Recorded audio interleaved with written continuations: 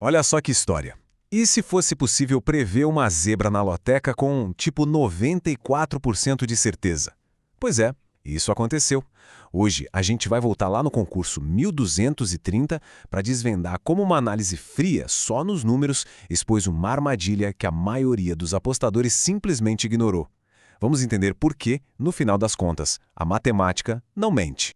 A grande questão é sempre a mesma, né? Coração ou razão? Palpite ou probabilidade? Será que a análise de dados pode mesmo antecipar o imprevisível, nos alertar sobre uma zebra antes mesmo de a bola rolar? Bom, vamos investigar um caso real que responde exatamente a essa pergunta. O cenário parecia perfeito, né? 6 jogos no concurso 1230, com favoritos que no papel pareciam imbatíveis. Para muita gente, era só marcar a coluna 1 e correr para o abraço. Mas, será que era tão simples assim? Então vamos mergulhar nisso. Por trás dessa aparente simplicidade, a análise estatística encontrou uma armadilha. A chance de todos esses 6 favoritos vencerem, como muita gente imaginava, era de apenas 6%. Isso mesmo, só 6%. Tinha um risco ali escondido que o nome dos times não mostrava. E aqui está o número que muda tudo. Se a chance de todos vencerem era de 6%, isso significa que a probabilidade de pelo menos um deles tropeçar era de impressionantes 94%. Ou seja, não era uma possibilidade, era quase uma certeza estatística. A zebra estava a caminho. Tá, mas como essa armadilha funcionava na prática? O segredo está em um conceito que muda totalmente o jeito que a gente olha para um time favorito. O conceito-chave aqui é o de favorito frágil. Não estamos falando de um favorito com 80%, 90% de chance de vitória. Aqui, a gente fala de probabilidades que, ok, pendem para um lado, mas deixam uma margem gigantesca para empates ou até derrotas. E esse gráfico aqui deixa tudo bem claro.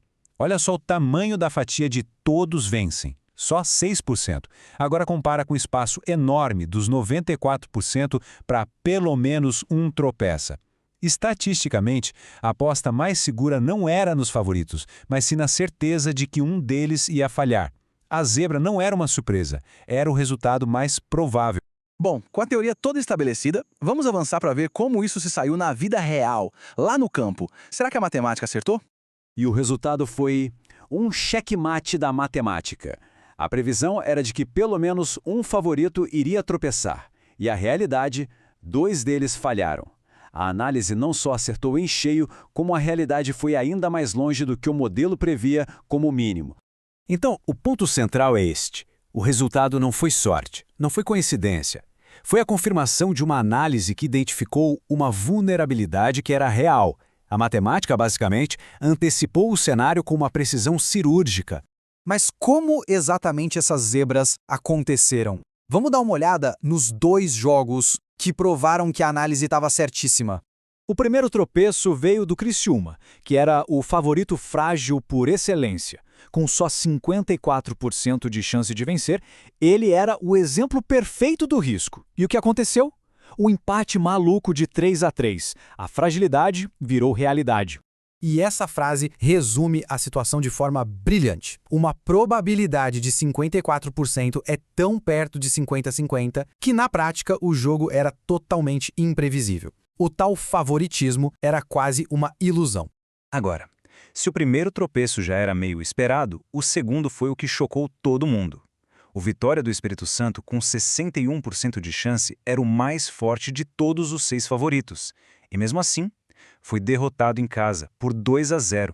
E aqui está a lição mais importante de todas. 61% não é e nunca vai ser 100%.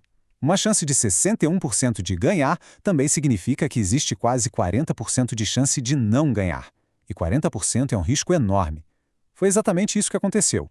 Ué, mas e os 4 favoritos que venceram? O mais curioso é que até as vitórias deles acabaram reforçando a tese da fragilidade. Vamos ver como. E os 4 que ganharam. Mesmo as vitórias deles contam uma história de risco. Foram placares apertados, jogos difíceis, que poderiam muito facilmente ter terminado de outro jeito. As vitórias não negaram a análise. Pelo contrário, elas reforçaram que a fragilidade era real em todo o grupo. Então, o que a gente tira de tudo isso? Essa análise toda deixa algumas lições bem claras e que dá para aplicar. Então, como usar essa lógica? O processo é bem direto. Primeiro, aprender a identificar esses tais favoritos frágeis. Segundo, entender de uma vez por todas que probabilidade não é destino. E o terceiro, que é o passo mais crucial de todos, deixar os dados guiarem as decisões, não só o instinto ou o peso da camisa do time. Para fechar o raciocínio, a derrota do Vitória S não foi um acaso. Pensa assim, se um time com 61% de chance de vencer jogasse 10 vezes, a estatística diz que ele perderia ou empataria umas 4 vezes. O que aconteceu no concurso 1230 foi simplesmente um desses 4 cenários se materializando. Isso é a probabilidade em ação. E no final, a análise deixa esta pergunta no ar. Na próxima aposta, o que vai pesar mais? A emoção de torcer por um time de nome ou a lógica fria da matemática que mostra o risco real? A resposta para essa pergunta é o que separa um simples palpite de uma estratégia de verdade.